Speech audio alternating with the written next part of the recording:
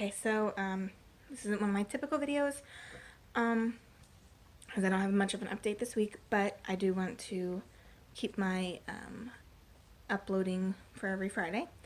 So for this week, I wanted to do a it's kind of a little video about me, so you get to know me a little bit. It's going to be a top 5 meals, top 5 go-to meals video. I'm going to show pictures of the ingredients and do some video clips of how I, the process of cooking, prepping it and cooking it and making it, and what it looks like once it's made.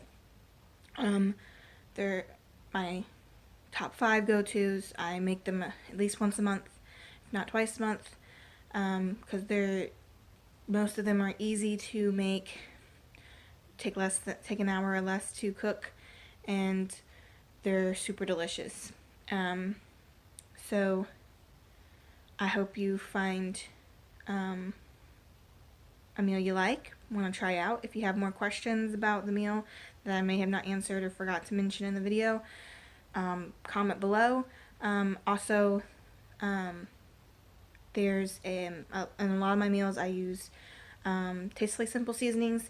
I used to sell it. I don't sell it anymore, so I'm going to include the link to the consultant I still use below.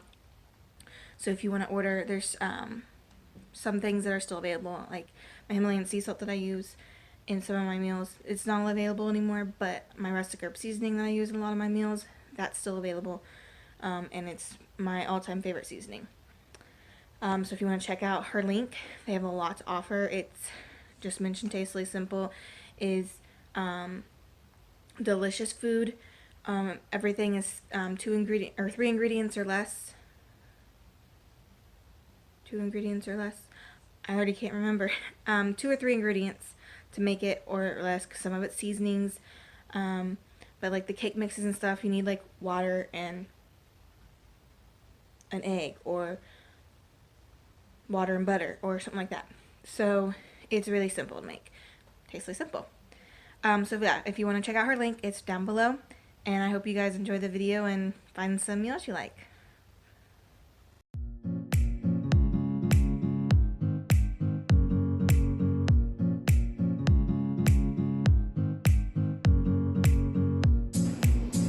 Okay, for my number 1 go-to meal, I wouldn't say it's number 1, but for one of my go-to meals, top 5, is my cabbage sausage and potato soup. Got the recipe from my mom. I don't know why it's so good. I can eat like 6 bowls in one sitting, and if I'm full, I'm full. But I love this stuff. Technically, you only need one of the chicken broths, but I like to add, because you can add water to it to make it more soupy. I like to add a little bit more chicken broth, like a can, just so it's still got the flavor. And then if I want it to be a little more soupy, I add a little bit of water. But I wait till the very end, because cabbage does make its own water, kind of. Went ahead of lettuce. I do 2 potatoes because I'm only making enough for me and my husband. And then a package of smoked sausage.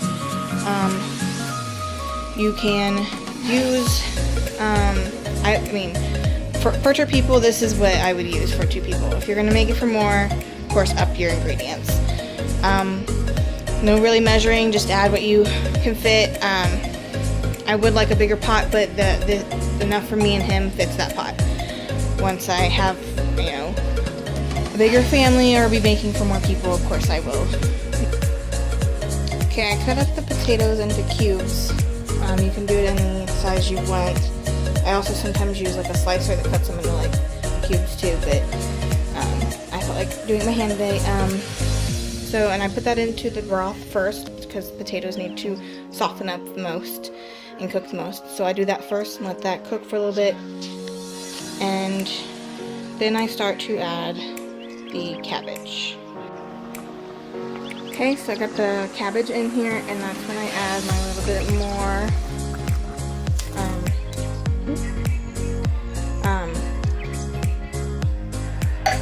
chicken broth, and I stir it up, make sure all of it can get cooked.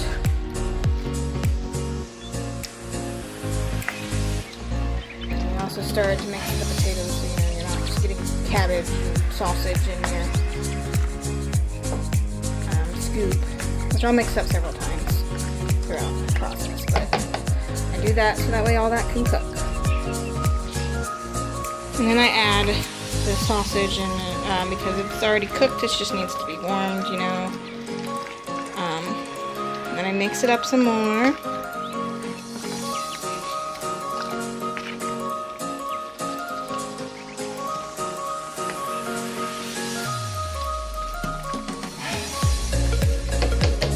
Right now it looks like it's soupy enough. I don't need to add any water.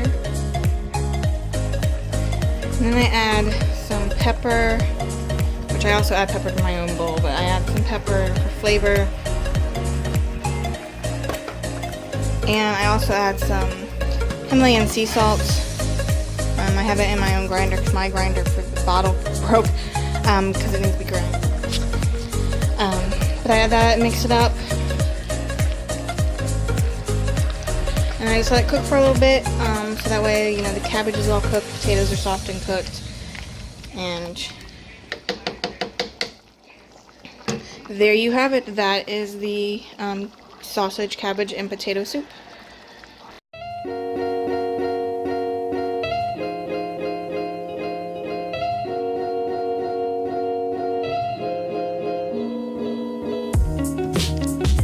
Okay guys, for the meal that I'm doing today, it's on Pinterest. It's called ranch pork chops and potatoes. I'm not using the ranch packets. I'm actually using a different seasoning, and I'm also adding some asparagus, roasted asparagus with it.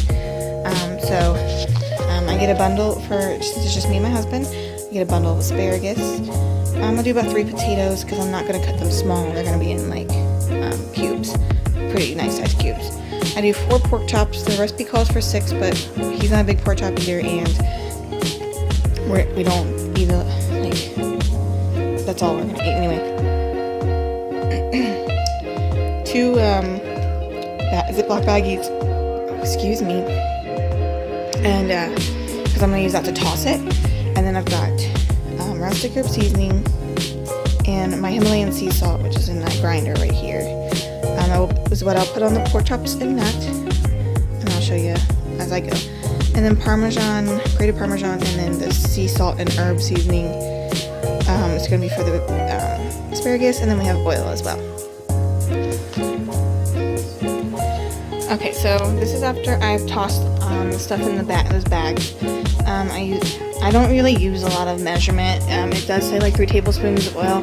I just kind of pour a little bit of oil in each baggie. So oil, Himalayan sea salt, that rustic herb seasoning. Both of them are from Tastefully Simple. The Himalayan sea salt is no longer available, but the rustic herb seasoning is. I will put their website down below so you guys can check out that if you want to. I used to sell it, so that's why I love the seasoning.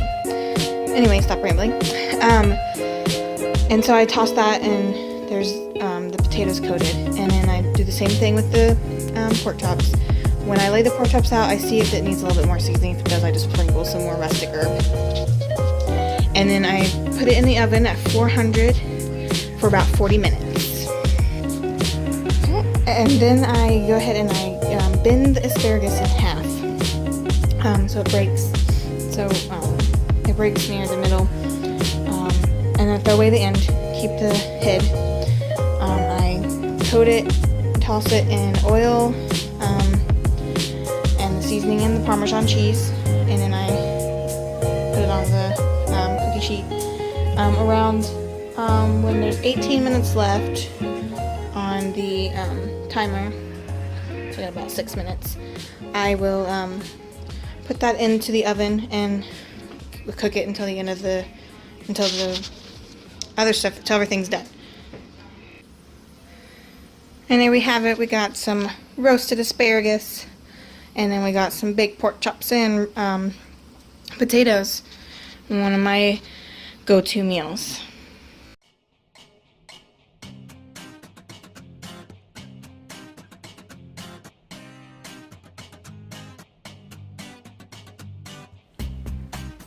So I did want to say, I was decorating today for Christmas, as you can see in the background. So I forgot to take pictures and do my process as I was going with one of my meals for the go-to, but I'm gonna go ahead and show you what it looks like right now before we eat it, and I'll just walk you through it. Okay, so this is the beef and noodles. I do it in the crock pot. It's just a because it's just for me and him, so you know, of course you're gonna need more if you're doing for more people, but I just get a package of beef tips, stewing beef tips, usually about a little bit over a pound or so, and then I do the big container of beef broth, that one. I do like doing less sodium because beef broth has a lot of sodium in it. But so I pour that on top of the meat, and then I get a packet of the Lipton Recipe Secrets onion soup mix. Just one packet, pour it in there. And then I do a little bit of Himalayan sea salt and garlic powder, just a little bit to add flavor. You can add whatever seasonings sounds good to you for beef and noodles, but I like to use those. And then you cook it to on high. Depending on if on time depends on if your beef is still frozen. I pulled it out a couple days ago, so it wasn't frozen. So I only did it for about 3 hours on high. I usually do it for at least 5 or 6 hours. I will start it in the morning, so it's going all day, and then around about an hour and a half to 2 hours before we would eat, I would add the noodles. Anyway, you get some frozen noodles. I love the Reams home style egg noodles. I don't know, if they would sell it there. I was so happy that they sell it here in Oklahoma, because this is what my mom uses, and I love the noodles. I'm sorry that it's not like my other clips. It's not as flowy. Anyway, and then you put them in there, turn it to low, and cook it for about an hour and a half to 2 hours, just so the noodles are not cold and not hard or mushy or whatever. They're good. And then it's ready to eat. It's one of my favorite go-to meals. My mom's always made it. It smells delicious, and it's just one of those good little home-cooked meals. They're quick because it's been cooking all day. So it's one of my go-to meals. I love it because it just tastes really good, and it's simple.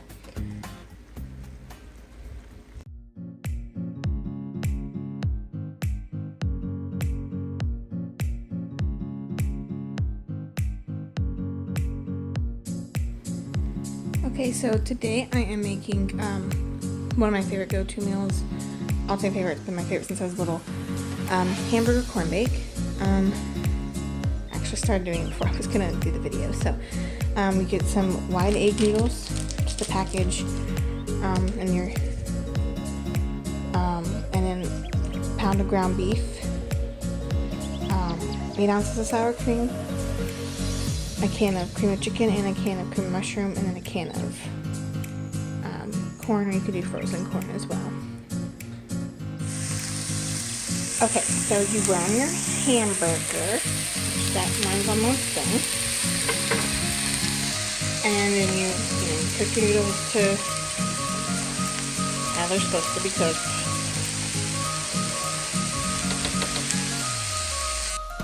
Okay, so after your hamburger's brown, you will not cut yourself up. Apparently I did. You will start the oven at 350 degrees. And then you will mix your corn, sour cream, cream of mushroom, cream of chicken with your hamburger. And of course make sure your corn is drained if you use a can of corn. And then after you drain your noodles, you mix that. And there it is all mixed up. Then you put it into a casserole dish, oven dish, whatever, to bake it. Place some foil over it so that way the noodles don't get too hard on the top. And then it goes into the oven, like I said, at 350 for half an hour. There it is, a half an hour later. It's delicious, I promise.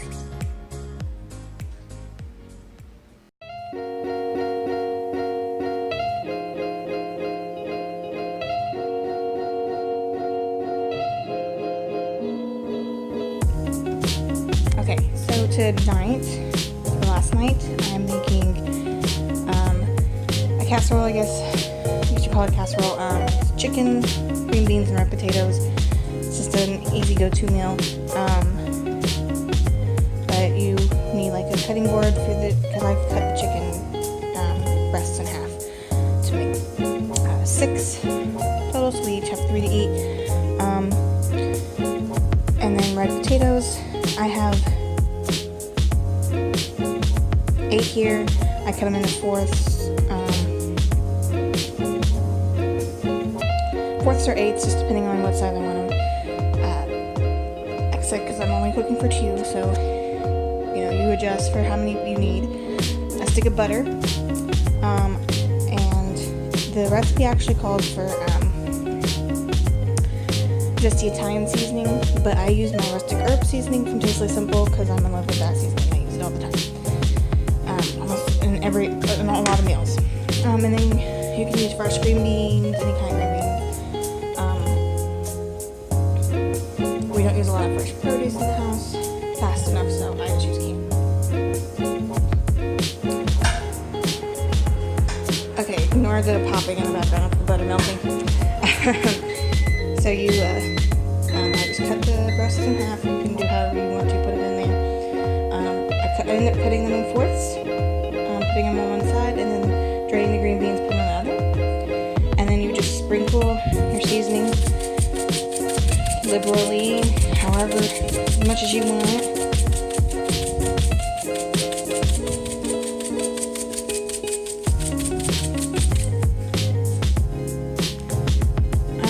Before you start cutting everything, of course, you're going to set your oven to 350. Right?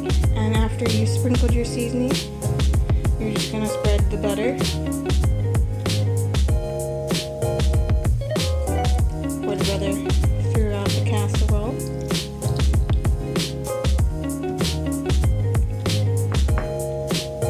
And then I'm going to add some foil to the top of it. And so